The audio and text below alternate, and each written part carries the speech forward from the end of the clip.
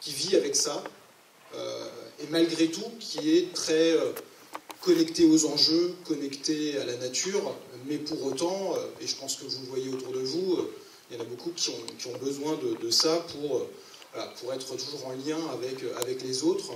Et c'est clair qu'on est sur une génération où derrière, ça va être impensable de ne pas penser digital.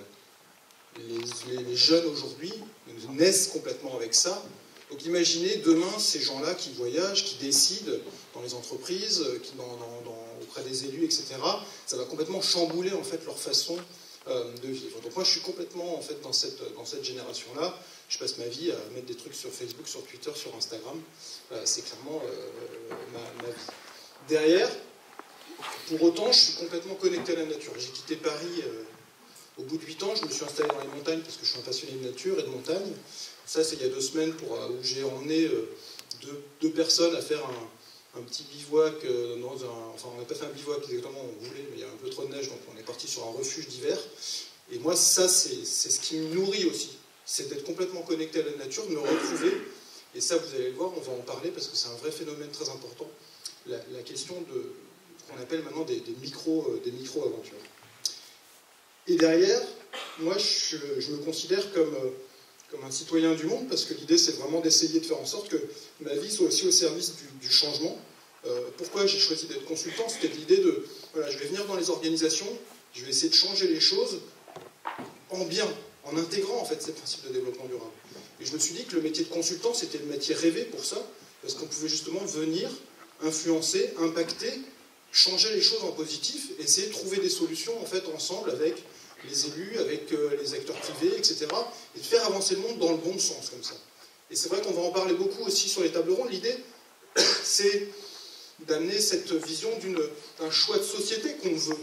Et c'est clair qu'on le disait en introduction avec les élus, l'idée c'est ça, c'est un choix de société qu'on veut. En intégrant ces principes de développement durable sur les piliers économiques, sur les piliers sociaux, sur les piliers environnementaux, et d'essayer d'imaginer quelque chose. Et ma vision, elle est toujours là-dessus. Et donc de penser les citoyens du monde à entrepreneurs du changement, à essayer de chercher les solutions, à les développer et à avancer. Et enfin, pour moi, le métier de consultant, c'est ça, pas simplement de garder les choses en interne, mais de les partager très fortement. Et le digital, le numérique, permet aujourd'hui de faire ça. Moi, l'idée, c'est, voilà, dès que j'ai une idée, dès que j'ai une position, bah, c'est de l'assumer, de la présenter en ligne, chaîne YouTube, où derrière, je vais raconter des choses. J'ai lancé, depuis le début de l'année, voilà, un vrai choix, où derrière, quand il y a une prise de parole à prendre sur la question du tourisme de masse, la question de la relation entre les habitants et les touristes, la question du bien-être animal dans le tourisme, etc., c'est de le dire, c'est de l'assumer, et c'est de faire en sorte que derrière, voilà, ça se sache et qu'on impacte en fait dans ce sens-là. Donc vraiment, c'est d'essayer d'amener dans cette vision-là, à travers ces 2 organisations, que ce soit ID Tourisme ou ATD, acteurs du tourisme durable. Donc, je vais vous parler de... Voilà, on en est où aujourd'hui sur cette question du tourisme durable? Ça fait 12 ans, on a vu le petit logo au départ, on est sur l'année internationale du tourisme durable pour le développement, qui a été proclamée par les Nations Unies en début d'année, donc là on est sur la fin de l'année. Le tourisme durable, il y a souvent cette phrase qui ressort, c'est le tourisme durable, voilà, il sera durable ou il ne sera pas. En gros, soit on arrive à intégrer en fait les engagements en matière de développement durable, soit derrière en fait le tourisme va complètement être chamboulé derrière par toutes les crises en fait qui vont apparaître. Parce que on sait qu'il y a des impacts forts. Et la dernière vidéo que j'ai faite, je l'ai faite parce que je suis allé au salon WTM à Londres, qui est un grand salon professionnel du tourisme, beaucoup plus important en fait qu'à Paris. Et il y a eu un sommet international des ministres du tourisme qui étaient là. Et la question était sur la question de l'over-tourisme. La question de trop de tourisme, en fait, par rapport à tout ce qui s'est passé à Barcelone, à Lisbonne, que vous avez sûrement entendu cet été, et de se dire, là. Et en fait, tous les ministres autour de la table prenaient la parole pour dire, chez nous, il n'y a pas d'over-tourisme, chez nous, on veut 10 millions de touristes en plus dans notre destination, etc. Et pour ça, on va créer des nouveaux produits touristiques, on va désaisonnaliser, et en fait, il n'y avait aucune vision de se dire, on veut plus, plus, plus.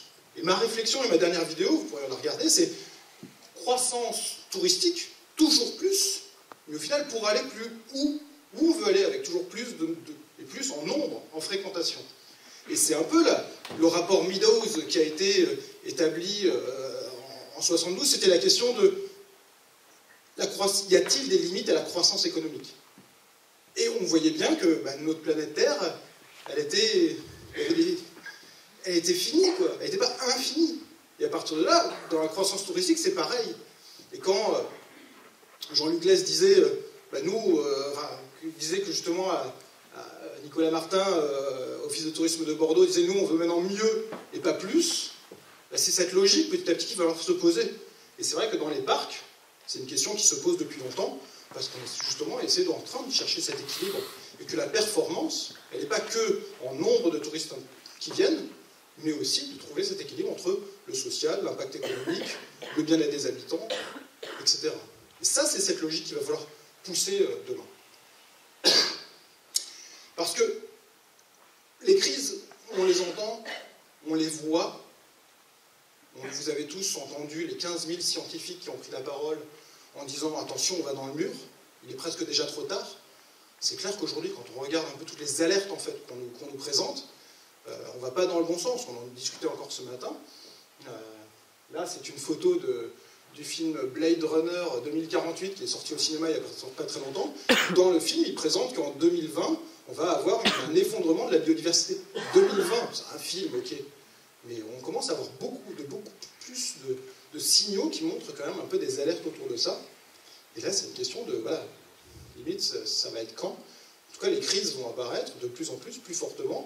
À un moment donné, il va falloir quand même se poser un peu des questions. Et nous, les acteurs du tourisme, comment on s'adapte, mais comment aussi on fait évoluer notre tourisme pour qu'il intègre en fait tous ces engagements en matière de développement durable, qu'on soit référent en fait sur cette question-là. Parce qu'il faut repenser le tourisme aujourd'hui.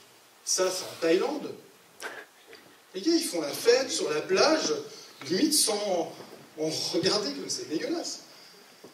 Et de plus en plus, on commence à voir ces destinations où on vient consommer, en fait. Et c'est là où les destinations ont aussi un rôle d'accueillir mieux, mais derrière aussi d'être un acteur d'éducation, faire passer un message, en fait, aux visiteurs. Et ça va être une des réflexions qu'on va avoir, en fait, sur les tables rondes, les ateliers avec les professionnels, c'est de se poser la question, comment on fait aussi pour influencer positivement, en fait, le visiteur sur ces questions-là. Ça, c'est la vidéo de cette année internationale du tourisme durable. Voilà, vous avez peut-être vu déjà, qui est fait par l'OMT justement sur ces questions-là.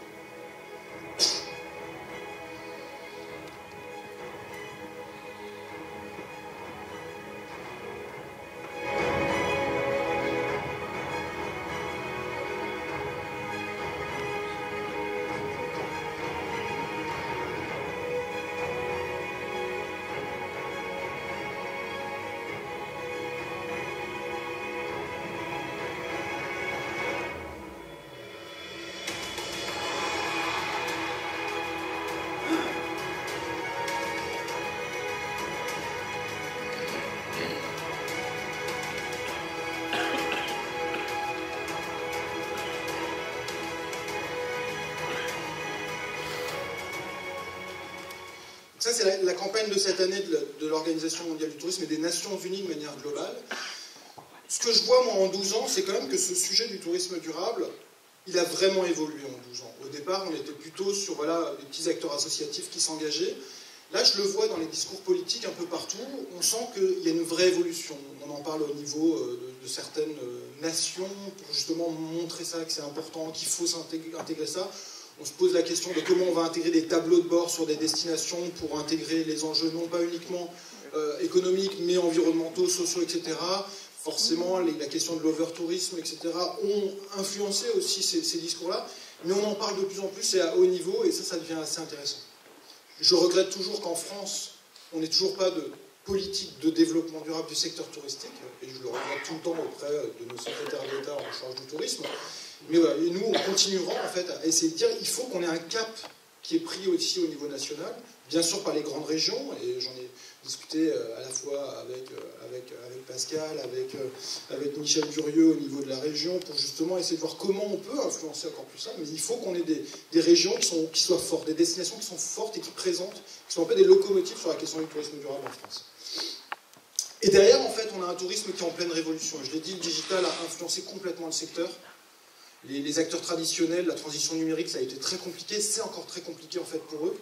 La dépendance pour les hébergeurs à Booking, à Priceline, à Holidays, à tous ces acteurs-là, ça a été très compliqué parce que voilà, on n'a pas fait le passage et que derrière, des acteurs limite de l'informatique sont venus là et ont réussi à rendre dépendant en fait, tout un secteur. Et ça, c'est assez dangereux pour l'avenir. Et demain, en fait, les acteurs nous disent, demain, c'est l'intelligence artificielle en fait, qui va complètement changer ce secteur-là.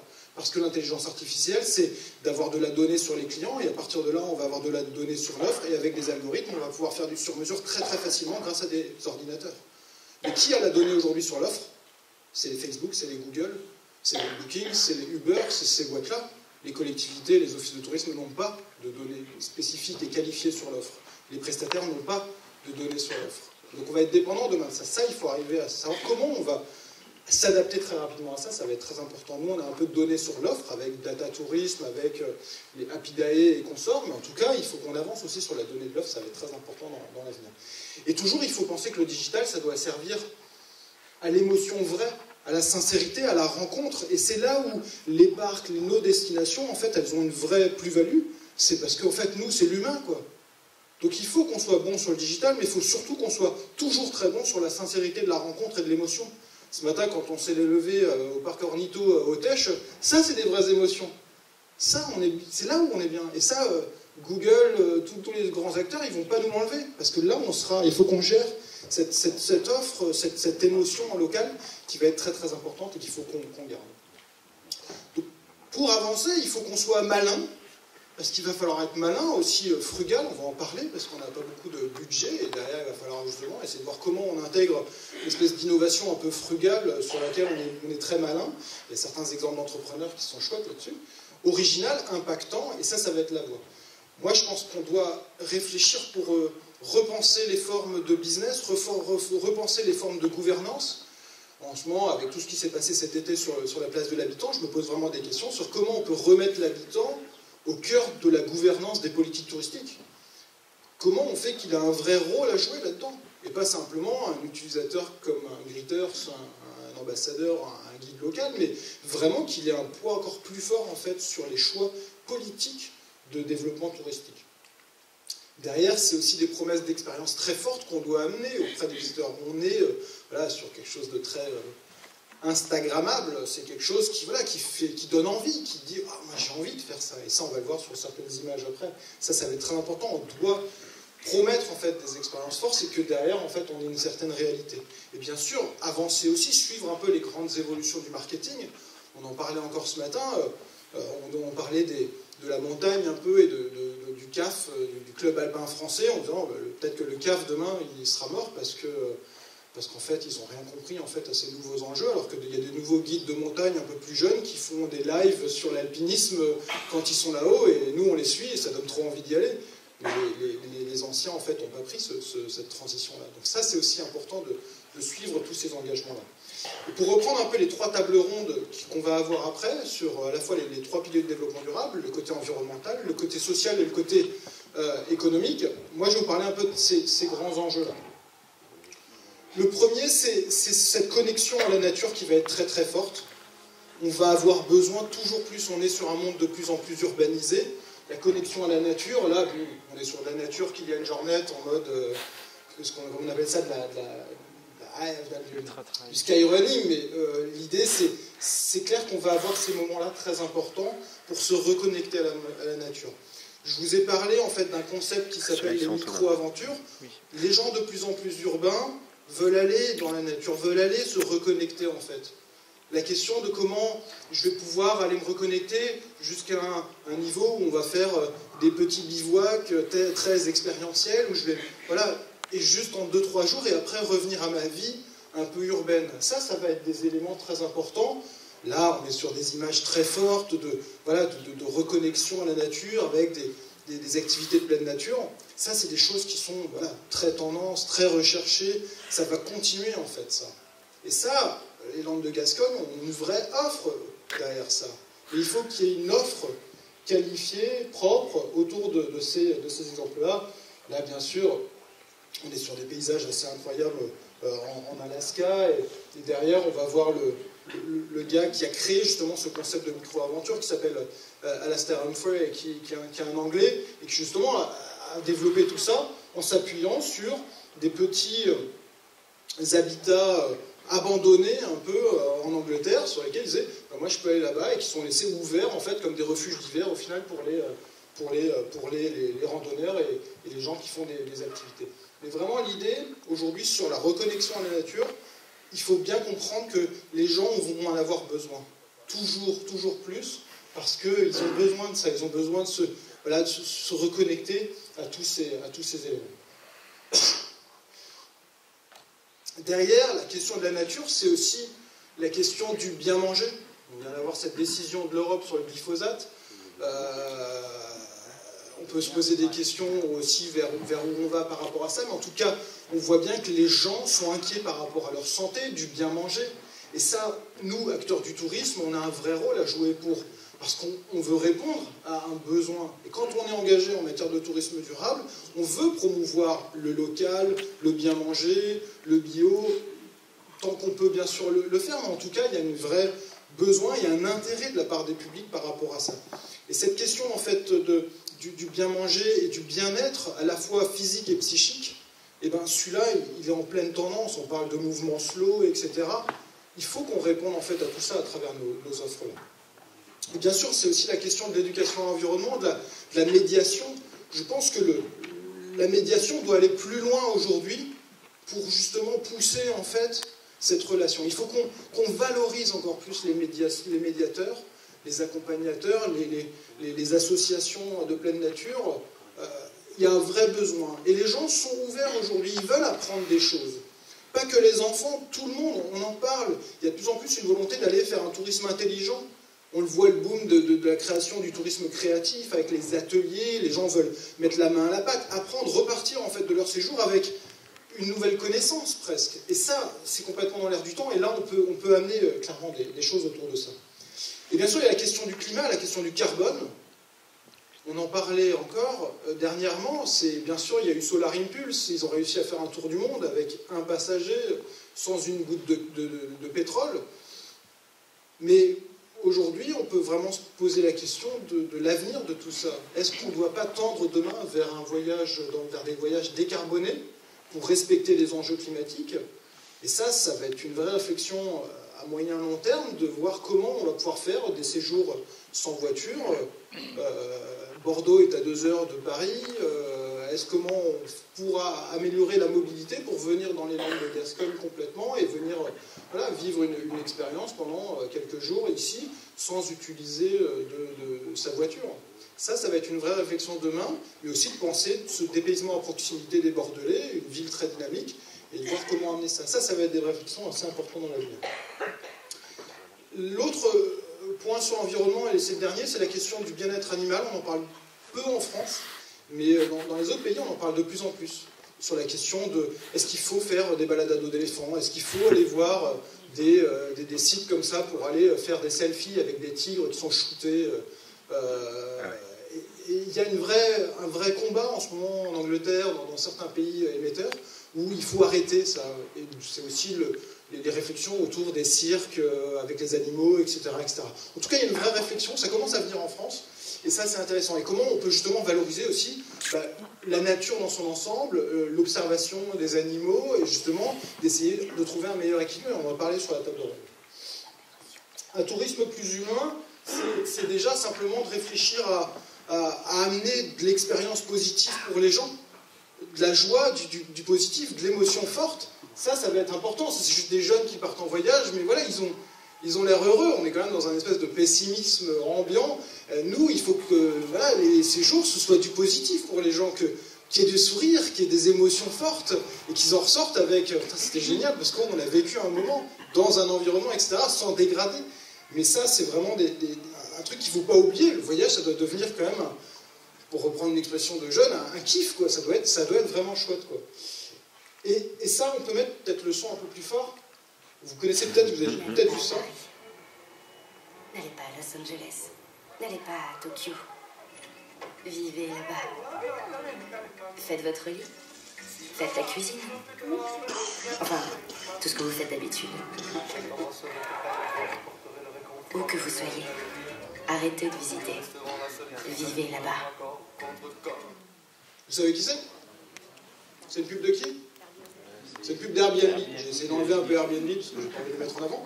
Mais eux, ils ont tout compris au marketing. C'est exactement ce que les gens veulent aujourd'hui. Même si on sait très bien que Airbnb, vous allez avoir un gars qui va vous filer les clés, c'est même pas le propriétaire. Souvent, c'est ça. Là, j'étais à Lyon ce week-end, c'était exactement ça.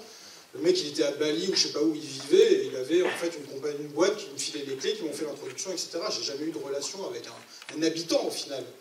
Mais dans l'esprit, c'est ce que les gens veulent. Et on est sur une génération Airbnb maintenant qui veulent vivre comme un local, qui voilà, être comme à la maison, etc. Et ça, faut vraiment quand même... Ils veulent être des habitants de passage, quoi. Faut faire un peu oiseau de passage. Et c'est clair qu'on est sur cette génération-là. Et ça, c'est une vraie volonté de la part des visiteurs de s'imprégner complètement du local. Mais pour ça, il faut arriver à adapter aussi derrière la rencontre, l'offre, etc. pour justement amener ça. Parce que les gens, quand on discute un peu avec eux et quand on leur offre, moi je vous conseille plutôt d'aller là et pas c'est là souci certains, les offices de tourisme de manière traditionnelle, c'était vous voulez quoi, la liste des restaurants? Ben voilà la liste des restaurants. Aujourd'hui on veut plus la liste des restaurants, on veut c'est quoi ton conseil de restaurant? Le conseil d'amis? C'est ce qu'on trouve sur internet, sur les forums, sur Facebook. Moi quand je vais là j'étais à Budapest il n'y a pas longtemps, j'ai mis un message sur Facebook à tous mes amis. Qui a des conseils pour à quoi faire à Budapest? J'ai eu des conseils de va vers ces termes, c'est super, va dans ce bar, c'est super, etc. Et moi c'est ça qu'on cherche aujourd'hui. C'est pas je veux pas une liste de trucs. Et ça, c'est aujourd'hui la vision de vivre comme un local, avoir les conseils locaux. Et on va en parler sur la table ronde, c'est aussi la question de l'accessibilité. À la fois de l'accessibilité handicap, mais aussi du côté inclusif. Comment le tourisme peut être pour tous? Ça va être une question importante. Parce que le côté accessibilité, il ne touche pas que les personnes à mobilité réduite ou les personnes handicapées, il touche tout le monde demain. Moi là, j'ai un problème de dos. J'aurais bien voulu un hébergement presque adapté hier soir pour pouvoir me tenir presque à une barre parce que j'avais mal au dos, quoi. Mais voilà, il faut qu'on arrive à faire le lien. On va parler avec justement le département de la Gironde parce que ça va être important. Ça, c'est une blogueuse voyage spécialisée sur le handicap qui s'appelle Roulette et sac à dos, si vous voulez suivre. C'est assez intéressant. Il n'y a pas beaucoup des blogueurs voyage spécialisés sur cette question-là. Et là, elle était justement en forêt noire en Allemagne pour expérimenter ça. Donc il y a un vrai travail de fond là-dessus. Et enfin, le côté social, c'est aussi le vivre ensemble. Ça, c'est une réflexion qu'on porte peu en France aussi. Mais c'est comment on va intégrer à un moment donné les migrants, comment on va intégrer demain les réfugiés aussi dans une offre touristique. Là, c'est à Paris, où derrière, vous allez pouvoir visiter en fait certains quartiers de Paris, comme Châteauroux, Château-d'Eau, qui sont des quartiers africains, avec des Maliens qui vont venir vous raconter, vous faire rencontrer, en fait, et passer un peu la barrière, en fait, de ces quartiers-là pour comprendre, échanger, etc. C'est hyper intéressant. Et ça, c'est des choses qui vont venir de plus en plus aussi. Savoir comment on gère ça demain, et comment le vivre ensemble, on le partage aussi, en fait, dans le secteur du tourisme. Et enfin, le tourisme, c'est au bénéfice de l'économie locale. On va en parler dans la dernière table ronde. Bien sûr, on parle de cette question des circuits courts, qui est très importante. Mais les circuits courts, c'est pas que sur l'alimentation et la restauration, c'est aussi les artisans locaux, comment on les fait bosser. On va beaucoup en parler forcément avec Philippe Bossan sur Utopia, qui prône beaucoup cette vision-là. Et ça va être une question. Comment on relocalise en fait ça? Ça va être un point important, parce que les gens sont aussi curieux et intéressés par ces engagements-là. Et il y a les questions de... Là, comment on lie économie et écologie?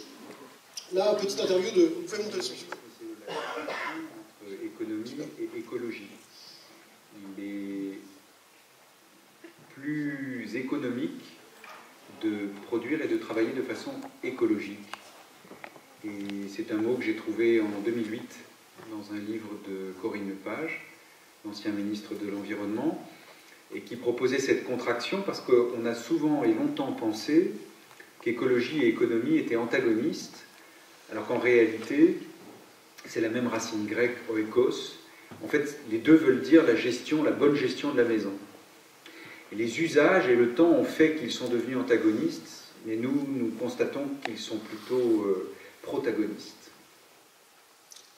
Donc voilà, lui, il est entrepreneur, il a monté boîte en France sur des enveloppes, toutes ces choses. Et il a intégré, il a été très jusque-boutiste. On le voit dans le film Demain. Je ne sais pas si vous avez vu ce film, de Cyril Dion et Mélanie Laurent. Et justement, il essaie d'expliquer que voilà, c'est pas antagoniste et qu'on peut justement lier bien l'économie et l'écologie.